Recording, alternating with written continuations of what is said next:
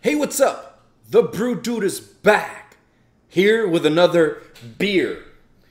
If you've seen my channel and if you know me just about now, you know I like myself a little Anchor Brewing beer. So we have another one here. This is called the California Lager. I've had this before, never reviewed it, but I have had this before. Check that graphics out with the California bear right there representing, saying, hey, this beer is made for this state. I'm in Los Angeles. Let's pour this bad boy, see what it's about. Looks like that nice golden honey. Maybe there's no pun. Maybe there's a pun intended. California lager. There's a bear like honey. I don't know. I'm just drinking it. I can smell it from here. It smells like that nice lager essence that it has, kind of like that musty grain of the grain that they use.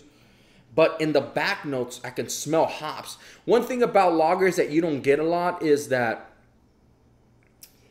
a lot of times you don't smell the hops, or they're a little bit lighter, or what people call them, they're crappy beers because, well, lagers are specifically made a specific way, right? And they're supposed to be very light, very clear, very palatable, very drinkable. Shouldn't have no exaggerated flavors. At least that's kind of like the staple of lagers. And people now, especially today, where people just dump pounds and pounds of hops in their brews to get that hazy, that danky flavors. And then you get something, maybe I'm not talking about this one, but you get something like a Budweiser or some type of just typical lager, and people are like, man, that's a crappy beer. But is it a crappy beer? Or is it just not your style? Think about that before you say, hey, that's a shit beer. Pardon my language. Anyway, we got the California Lager here. It smells amazing, sweet, slight notes of raisins. And I feel like the grain that's used in Anchor Brewing, or the way they treat it or something, or just the water or something, gives it this like dried prunes, dried raisins back notes, right? And I still get that with this California Lager, amongst the other great aromas. Golden brown, a little hazy, just a little bit. Small bubbles, not a lot of head, but I'm fine with that. Let's go ahead and taste it, right? Because that's what you're here for. You're not here to hear me rambling, and I'm rambling again right now. But let's go ahead and taste it. California Lager, Anchor Brewing. Let's take a big gulp on this one.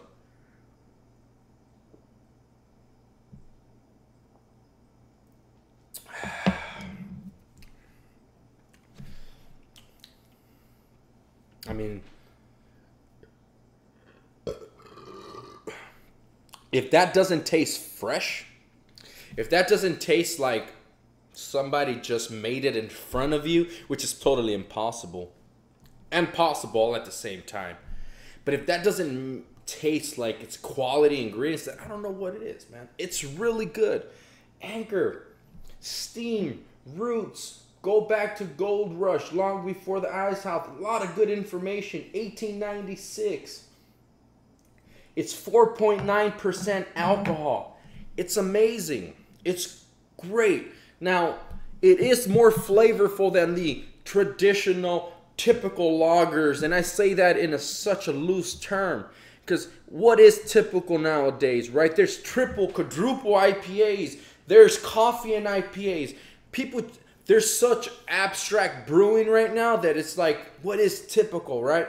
But what I'm saying it in a form that, so that kind of we can just try to understand is, it doesn't, say you're a Budweiser drinker, right? And you go to this, you're going to get some extra flavors that you're not used to. So if you go somewhere and say, I drink lagers, let me just get a lager, it's going to be different.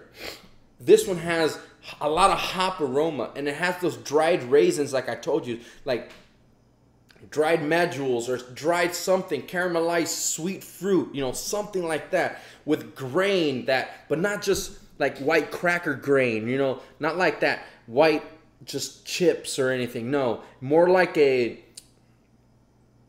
wheat, a deep, like golden, maybe slightly roasted, toasted a cracker or something, with a little bit of notes of like dried fruits, but not like mango, but like more like raisins. And I probably said that 3 times, but that's all I'm getting. Kind of musty a little bit. Carbonation is perfect. The carbonation is just great. It's not biting you. It's not hurting you. It's not making it hard to drink. Mine is cold because I usually drink lagers a little colder, but this one here is an exception. It's not. This is not like 40 degrees. It's probably about 50 degrees or something like that. When I left it in the fridge, but I let it sit out here for just a little bit. Less than I typically do for just like a craft beer or something, for some type of ale. But since I'm drinking this right now, I wanted it to still be a little bit cold. But now I'm thinking, hey, I might have made the mistake. I should have let it get warm up a little bit more. But it has ever since, and I'm just getting more and more flavors. This is a complex lager, just like everything, right? Everything is kind of, if you think about it, even just a basic lager, it's like,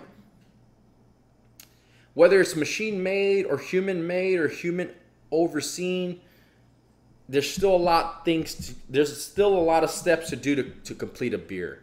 And that's why I've learned to be open to all beers, all brews, because it's a craft in itself to do, and it's not easy.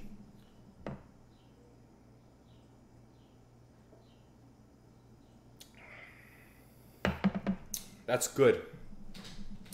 It almost even has like a, if you ever walked into like a chicken feed kind of like warehouse, that as soon as you walk in, you get that chicken feed, not the chicken warehouse, because that's a different flavor.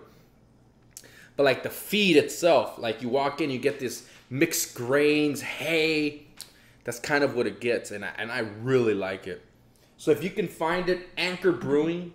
This is the California Lager. Get it. Put it in your fridge. Enjoy it. Share it with your friends.